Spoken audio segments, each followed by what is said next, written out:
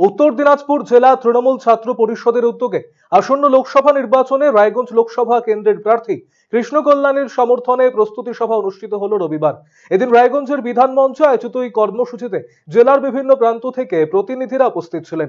এদিনের সভায় প্রত্যেক বক্তাই তাদের বক্তব্যে বিজেপি সরকারের জনবিরোধী নীতির প্রতিবাদে সোচ্চার হন। রায়গঞ্জ কেন্দ্রে তৃণমূল কংগ্রেস প্রার্থী কৃষ্ণ কল্যাণীকে বিপুল ভোটে জয়ী করার আবেদন জানিয়েছেন তারা।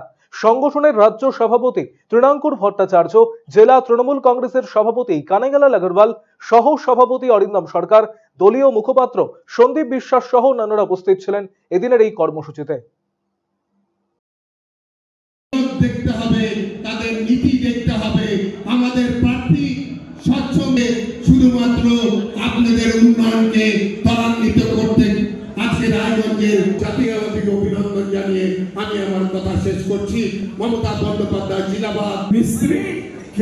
মিস্ত্রির নাম হচ্ছে মমতা বন্দ্যোপাধ্যায়। ধন্যবাদ অরিন্দম সরকার মহোদয়। এবার আগামী 5টা বছর উনি তোমাদের জন্য দেবেন, তোমাদের পরিবারের জন্য দেবেন, তোমাদের ভবিষ্যতের জন্য দেবেন। এই একটা কথা আমি তোমাদের সঙ্গে দায়িত্ব সহকারে বলতে চাই। এই আজকে যেগুলো তোমাদের কর্মসূচি দেওয়া হয়, সেই কর্মসূচি যদি সবচেয়ে শক্তিশালী কেউ হয়, নিশ্চিতভাবে এমপি ক্যান্ডিডেটের প্রচারে এটা ভীষণভাবে লাগবে। কিন্তু তার থেকেও যদি শক্তিশালী কেউ হয়, সেটা হচ্ছে তোমরা। কারণ practical politics, on field politics মানুষের সঙ্গে না মিশলে বোঝা যায় না। আমি দায়িত্ব সহকারে বলতে পারি, দায়িত্ব নিয়ে বলতে পারি, এই উত্তর দিনাজপুর রায়গঞ্জ এমপি ইলেকশনে সবচেয়ে বেশি যে এই প্রার্থীর হয়ে রক্ত জল করে পরিশ্রম করবে, সেটা আমাদের তৃণমূল ছাত্র পরিষদ, সেটা উত্তর দিনাজপুর জেলা তৃণমূল ছাত্র পরিষদ। ইডি মিডি সিবিআই সমস্ত তাদেরকে লেলিয়ে দিয়েছে বিরোধী দলের নেতাদের বিরুদ্ধে, একটা গণতন্ত্রকে ধ্বংস করে দেওয়ার অবস্থা সৃষ্টি করে দিয়েছে। তাই ছাত্রদের প্রতি আমাদের বিশেষভাবে আগ্রহ থাকবে।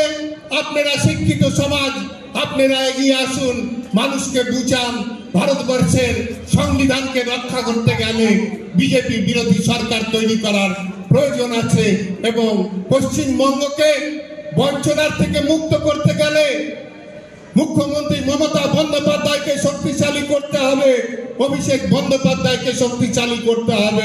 বলেছিলেন আপনারা ভোটারদের নিয়ে বলবেন যে বিজেপির কেউ ভাই যদি প্রার্থী ভোট চেতে আসে, আপনাদের জিরো ব্যালেন্সে যে বাড়িতে যে অ্যাকাউন্টটা আছে সেই খাতাটা ওই বিজেপি যারা ভোট চেতে আসছে তাদের হাতে দিবেন, দিয়ে বলবেন যে ভাই আগে এই অ্যাকাউন্টে 15 লক্ষ টাকা ঢুকাও, তারপরে ভোটটা চাও, নাহলে এখান থেকে যাও।